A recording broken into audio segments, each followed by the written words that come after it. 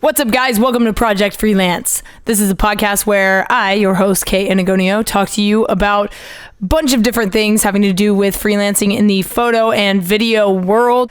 But the Project Freelance podcast isn't strictly for filmmakers and photographers. It is for anyone that is trying to get out of their day job. This is for anyone who has a 9-to-5 job, who is sick of having to work for someone else's dream and you want to work for yourself. This is for those of you that are out there that strive to do more with your life, because most of us are working for the weekend, and I want every day to become your weekend.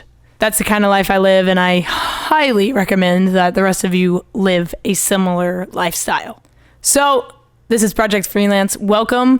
Before we get started, I wanted to introduce myself. My name is Kay. If you haven't listened to this podcast before, there are 3 episodes prior to this one. Go check them out. Go follow, subscribe, get all the informations from iTunes or Google Play or SoundCloud. I don't know what you're streaming this on, but it's available on all of those streaming sites. But please subscribe to the podcast, tune in weekly, and this is season 1, so this is kind of an introduction to Project Freelance and to what I want this to become. You can follow me on social media at Kay Anagonio Photography. You can find all the links down below. And if you want to see more of my work, you can either go to my social media platforms, or you can go to my website, kayanagoniophotography.com, and or youtube.com/just_K. That's where I post my fun little videos, my urban exploration videos. All of my personal projects go on my YouTube channel and or my Vimeo, and everything else goes on my website. So client work, everything goes on there. So initially, I kind of assumed that people that would listen to this podcast would have been already in their career of photography and videography, but I also have to step back and remember that a lot of my viewers and followers and listeners are new to the world of photography and videography. You guys may have never even organized your desktop, and I had a hard time deciding if I should start with this episode first or the next episode, which is going to be about how to organize your desktop, how to organize your files. But I feel like it's important for me to first start back at the initial, taking the photos, how to get clients off of the internet. Because the last episode, if you checked it out, it was how to get freelancing jobs online. And this week I really wanted to talk about how to go about getting freelancing jobs face to face, where you can't hide behind a keyboard, where you actually have to interact with another human being to make that connection that could potentially lead to the career-making project for you. So that's what I want to talk about this week. I want to talk about where you can get these projects, how to get these projects, what the benefit of, walking around and talking to people is.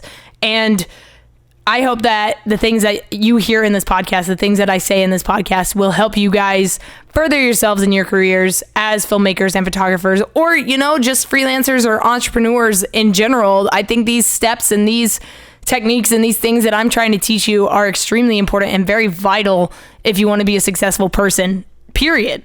So let's get into it. Where to get jobs in the streets.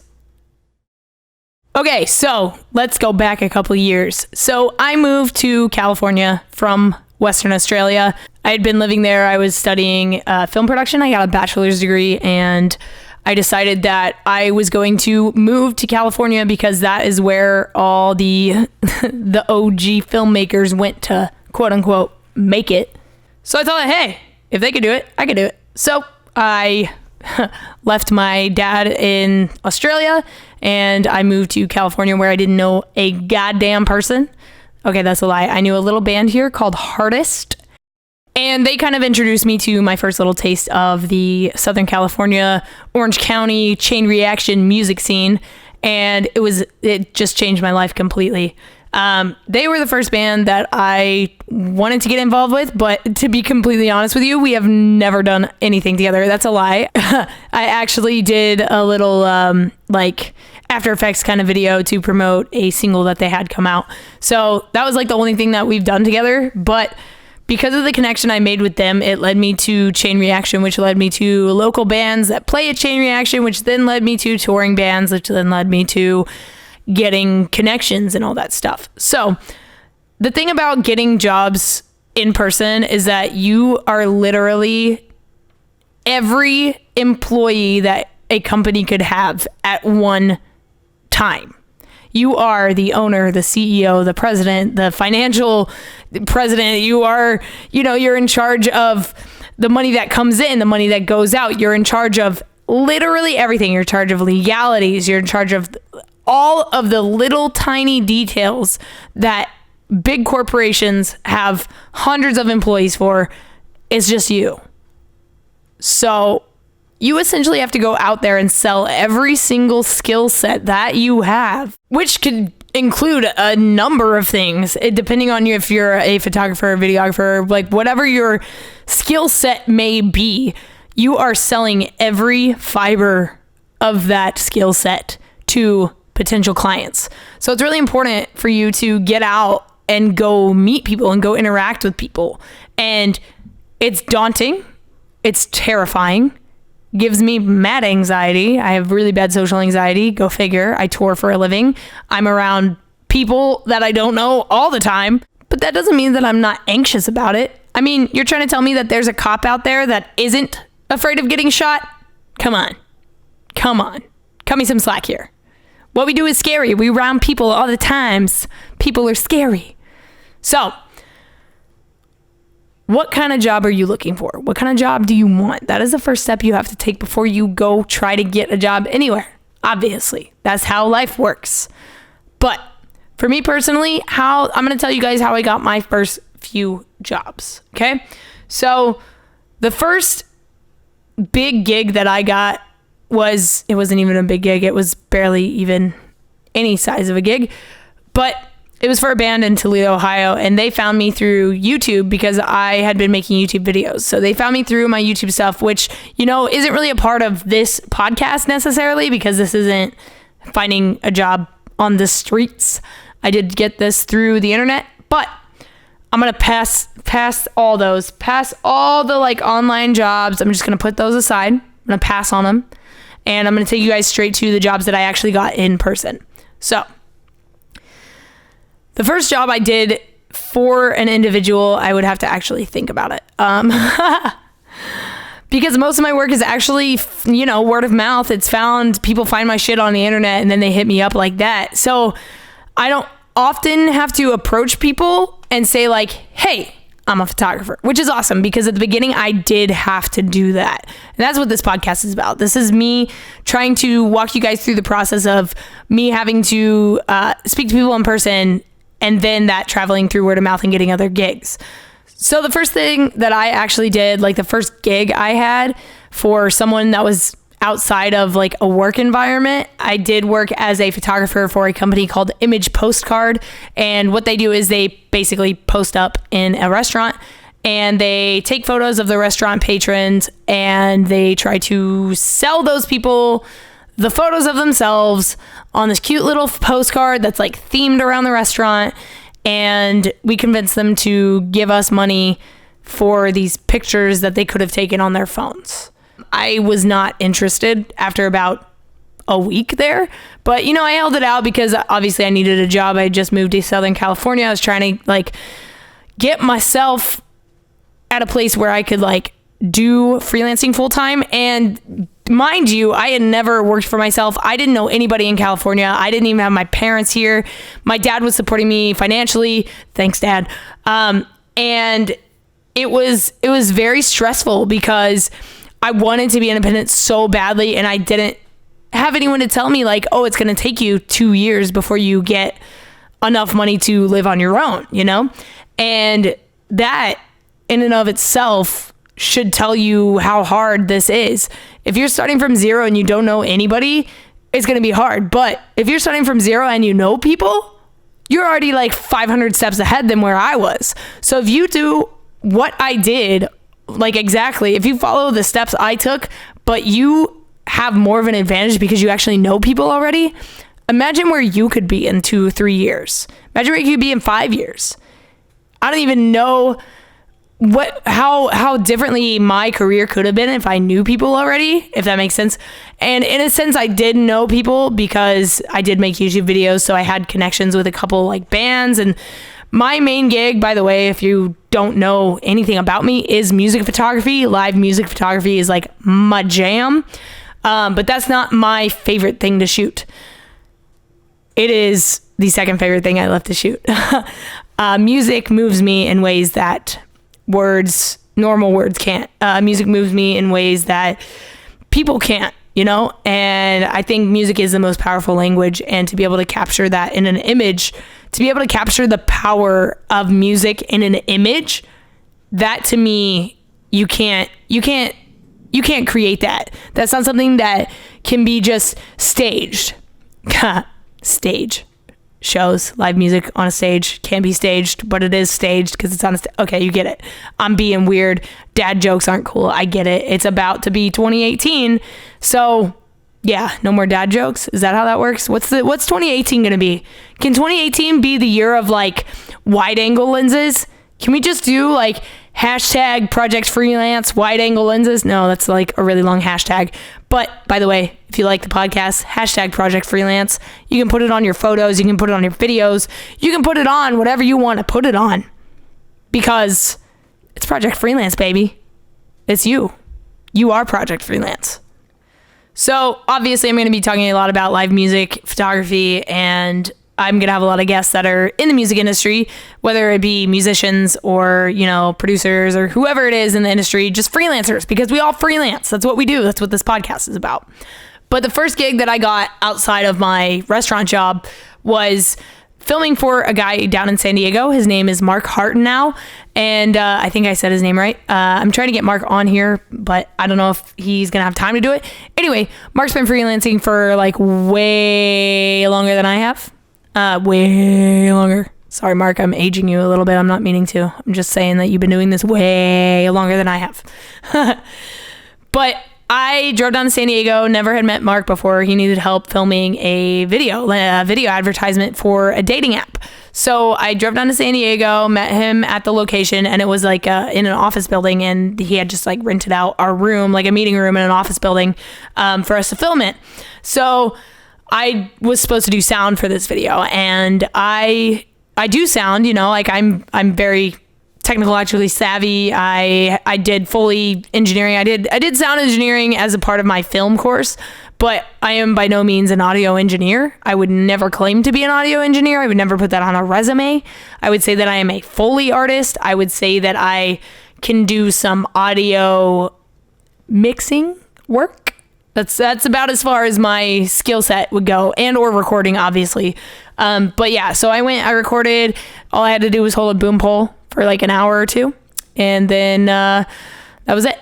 I didn't have to edit the video. I didn't have to do anything else, which was really cool. But that was my first gig. That was like in person, and from that, Mark and I have worked, I think, 3 times together now. Ooh, actually, I'm dating myself. I'm not going back far enough. The first gig I actually did for him was, again, in San Diego, but it was a time-lapse video for like a construction, like a staging company. So I went to this place, I set up some cameras, and I filmed a time-lapse of them setting up this staging area, and that was it. So the gigs I've done with Mark are basically like assistant or second shooter jobs. And I love those because it's quick, it's easy, it pays well, and you can knock it out in a couple hours. So you still have like the rest of your day to go work on other projects. So little gigs like that are fun. And if you can like schedule them like back to back to back throughout the day, it's going to be really tiring and really fucking stressful, and it's going to be a long day, but it'll be absolutely worth it. Trust me. While I was working on these little tiny freelancing jobs, I was continuing to go shows, continuing to shoot as often as possible. And then in 2015, I went on tour, and I toured for a lot of that year. But when I wasn't on tour, I was editing videos online remotely for a sports psychologist named Brian Kane. He has trained some of your favorite athletes, anyone from George St. Pierre to the freaking Angels to the Texas Rangers to the New York Yankees. This guy has literally trained just about every athlete that is professional in this country. So I edited a bunch of videos for him. And then through my job with Mark, I then went on to get another job shooting a video for Maria Sharapova up in Los Angeles. And if you don't know who Maria Sharapova is, she is a world-renowned tennis player. She is the top paid female athlete in the world.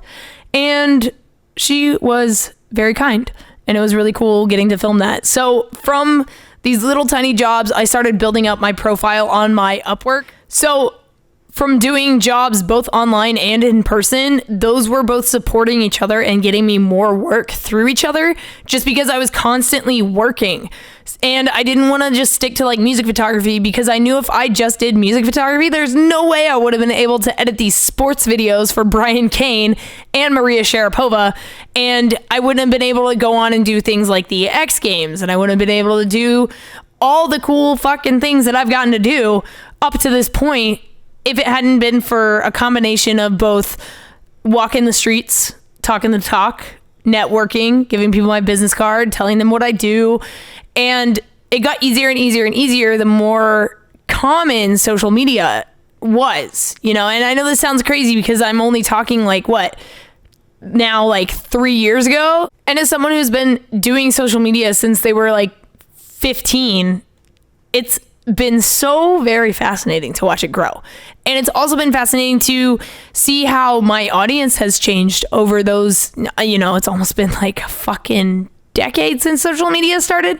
Social media since since MySpace and all that stuff got really, really, really, really, really popular. It's been about a decade. And to me, that's just, it's crazy. It's crazy to think about. I've almost been on social media since 2007 and it's changed a lot. Boy, has it changed a lot. My audience has grown up. I recently, in the past year, because I've gotten a lot more, I guess, audience attention, because I was on Warped Tour all summer working for a major magazine.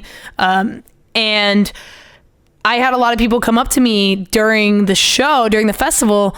If you don't know what Vans Warped Tour is, by the way, it's a traveling music festival. It takes about 70 bands and they travel around the United States for about 57 days. So about 2 months. And it is absolutely insane. But I had people come up to me because I was doing social media for the magazine Alternative Press. I was shooting for them, and so my face was all over their Instagram all summer. I updated their Instagram stories, probably every 20 to 30 minutes throughout like a 12-hour day, every day for like 54 of the 57 days. And then not only that, I then went and did the X Games with Alternative Press. So I flew out of Warped Tour to Minneapolis for 3 days, did the X Games, flew into Cleveland for the Alternative Press Music Awards, which is an award show we host every year, and then jumped back onto Warped Tour the very next day. So a lot of people that used to watch my videos, especially like my vocal covers, or if they used to watch my daily videos, I did 1,000 consecutive vlogs in a row, which is what consecutive means. Come on, Kay. They know these things. They're not dumb. But yeah, my face was in front of all these kids all summer, and a lot of them used to watch my videos and just stopped watching them. One, because YouTube changed a lot over the past decade, and with change obviously comes challenges. A lot of the people that used to watch my videos no longer got notified or no longer got my videos sent to their subscription boxes, because a couple years ago YouTube did this thing where they tried to get rid of all the old accounts, and that resulted in them terminating a lot of active accounts that were only used strictly for kids to just watch videos. They didn't comment or subscribe to anybody. They just had a YouTube channel so that they could like watch videos and maybe leave a comment every now and then. So YouTube's definition of an inactive channel kind of got twisted, and a lot of people were unsubscribed to YouTube channels. So we suffered a lot. And the same kind of thing has been happening recently, and they're adding all these censorship things. We're not going into all the YouTube stuff. We can talk about that at a later platform. We can talk about that in a later episode. I'm going to do a whole episode about like what platforms you should upload on. So we'll talk about that later. But thanks to, my face being in front of these fans and the bands that were on the tour, or any band that followed Alternative Press, would see that I was uploading those stories and would see the photos that AP was uploading and the videos AP was uploading that I was creating for them.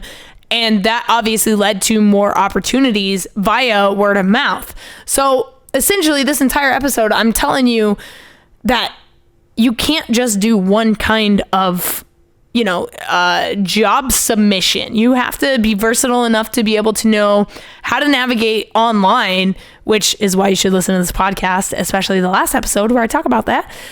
And you have to be able to be personable. You have to be able to talk to people and convince them that they should buy you, essentially. You're selling yourself and your skill set that comes with you to these people.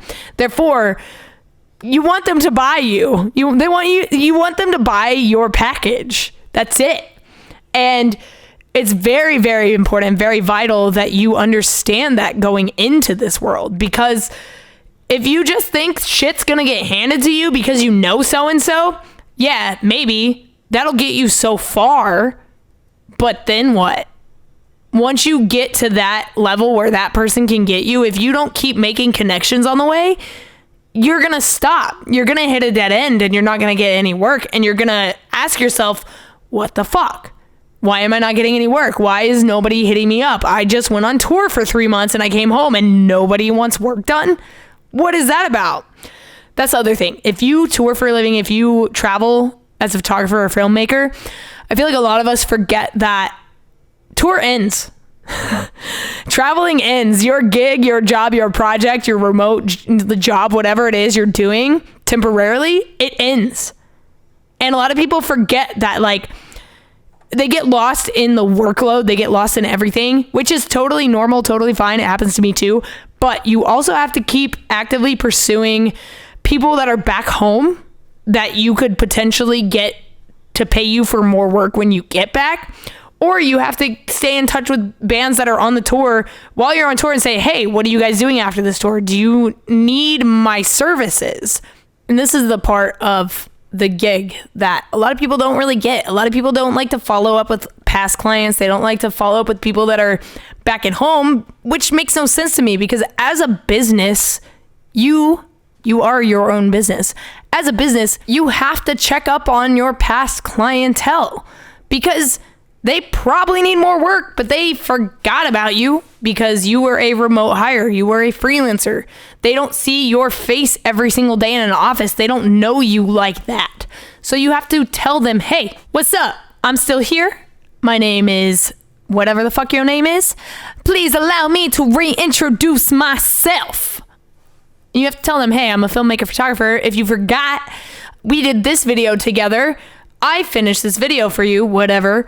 And these are the projects, attach a link, that I have been working on since we last worked together. I would love for you to check it out and let me know if there's anything you need from me. I would love to work with you again. Thanks so much. Signed, whatever the fuck your name is. And this is the part where I want to talk about business cards, but I kind of feel like business cards could just be their own episode. But fuck that. I don't think anyone's going to want to listen to a 30-minute podcast about fucking business cards. So I'm going to throw it in here. So why get a business card? What's the importance of business cards? Why do some professionals use them and some don't? Here's what I'm going to tell you. I've been around the block. I had to go to 7-Eleven and it's around the corner. So I've literally been around the block. But business cards, they are important. I don't care what anybody tells you. I don't care if someone says, like, I've been doing this for 35 years. I don't have business cards anymore because people just know me. Cool. Good for you. If you're trying to keep the same 3 clients that, yeah, probably pay you enough to get you through a year where you won't have to do any more projects. But one, why would you do that? That sounds fucking boring, especially as a creator. You're telling me you want to only create 3 things a year? Unless it's a big motion picture, like, get off your high horse, come back on the ground, and get your ass back to work. Go to Office Depot, get your business cards printed, go online, get your business cards printed. You need business cards. Why?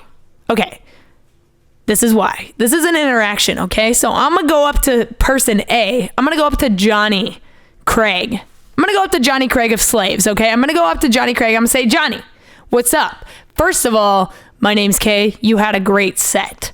I love seeing you perform because you are fucking brilliant. Fucking brilliant. And I love Johnny Craig, and I hate that Johnny Craig is like the Amy Winehouse of the post-hardcore scene.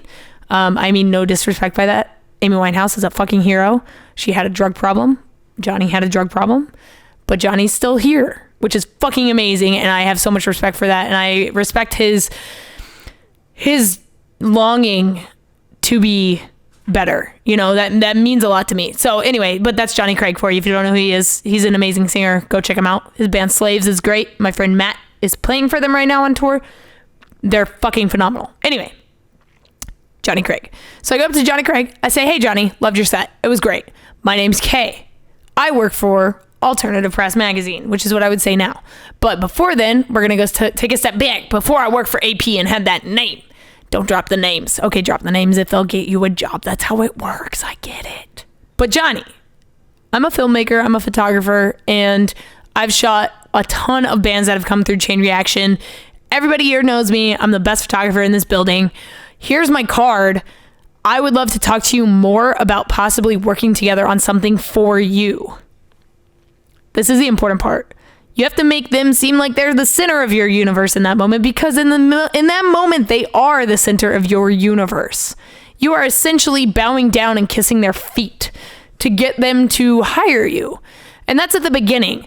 Now, I'm at a point where Johnny Craig / Slaves, I mean, okay, I'm talking about a specific band, but it doesn't matter how big the band is. If Machine Gun Kelly hit me up, if fucking Johnny Depp hit me up, okay, it would be the same thing. I would still pitch myself, even if people knew who I was. Even if Ellen DeGeneres called me on my phone and said, Kay, I have this thing I need to film.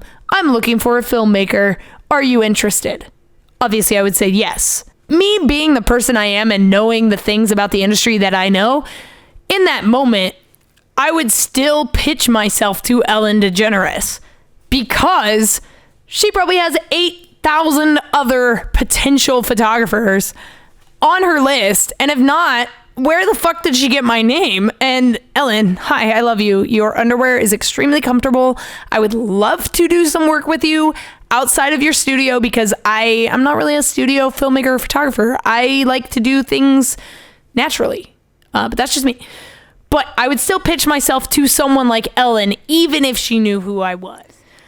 And the reason I say that is because I feel like it's very important to stay true to who you are. Stay grounded. Remember your humble beginnings. Remember where you started, okay? And the reason I'm saying this is because if you go into a job interview, or if someone hits you up and they say, hey, I love your work, I love what you do, I want to hire you. That's awesome. That's great. They want to hire you, but you still have to convince them that they're making the right choice. Because the last thing you want is for you to start a job for them to hate it, never want you again, and then they tarnish your name with other friends. They say like, oh yeah, Kay, she fucking sucked. She did not make that video the way I wanted. She complained. She was late. She blah, blah, blah, this and that and this and that. And then you have no more career. You're working at Denny's for the rest of your life. Sell yourselves, guys. Sell yourselves. Be humble. Be kind. Be courteous. Have a conversation. My last point that I want to make is actually about conversations. In this industry, it is extremely important to know how to be personable. And if you're not, you better start figuring it out. A lot of people don't know how to be personable. A lot of people don't know how to, talk to other people, especially creators, because we are very to ourselves. Creators are very, we tend to be very isolated. We tend to be very introverted. I'm also very extroverted at the same time. I mean, I'm bipolar, so like, what do you expect? I'm in and out all the time. I'm up and I'm down. I'm Katy Perry. What I'm trying to say is that despite being afraid of people, despite your own fear of rejection, you still have to figure out how to talk to people, because that's the only way you can build a relationship, which then can build a working relationship. You have to learn how to communicate with people. And a lot of people try to go into like a pitch, like when you're trying to pitch yourself to somebody, they try to go into it with a me attitude.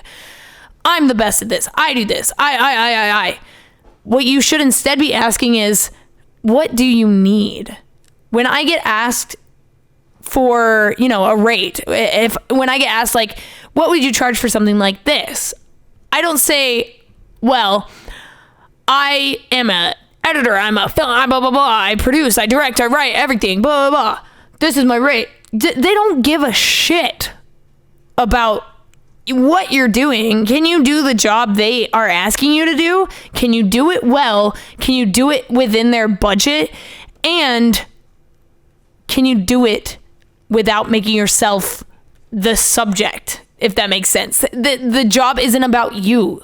The job is about them. So you need to make it about them. So instead of saying like, I do this and I do this and I do this and this is how this is going to look and this is how this is going to look and this is what I'm going to use for this, you need to show them that you care about what they want. So go into it with more of a, this is what I have to offer you. I would like to give you the opportunity to go in a multiple directions. You could go in this direction with your video. You could go in this direction. You could go in this direction. You need to give them options, and you need to ask them like, what is your goal with this product? What are you wanting? Whether it's them, you actually filming like a product video, or the product just as the video of itself. Like, what do you want to do with the final video? Where do you want it to go? What do you want to come from that? Are you trying to grow sales? Are you trying to get more people to go to your website? Are you trying to get more people to click on your Facebook? Like, what is the goal of the project? What is the purpose? That's what you need to get them to tell you. And from there, you then can go into different things. We'll start getting into like how to do pitches and how to submit for jobs and what you should say and how you should format it, because there's so many different ways. So I want to have a couple guest speakers on and talk about the different things that they've done to, land jobs. Because I also have a couple tips and tricks that I would like to share with you guys about that. But again, we'll talk about that in a later episode.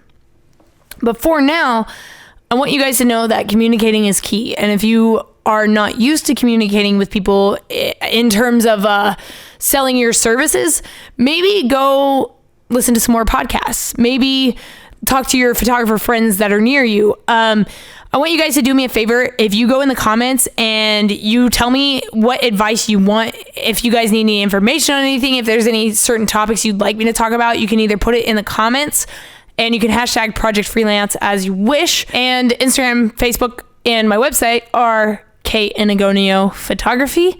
All the links will be in the description underneath this. And lastly, I want to tell you guys that next week I am going to be talking about how to start building a portfolio. So come back next week. Until then, my name is Kay, just the letter K, and this has been Project Freelance. Please don't forget to rate and subscribe if you guys enjoyed, and let me know what you thought in the comments below. I'll see you guys soon. Peace. Actually, I guess you'll hear me soon. How's that work? See me on YouTube.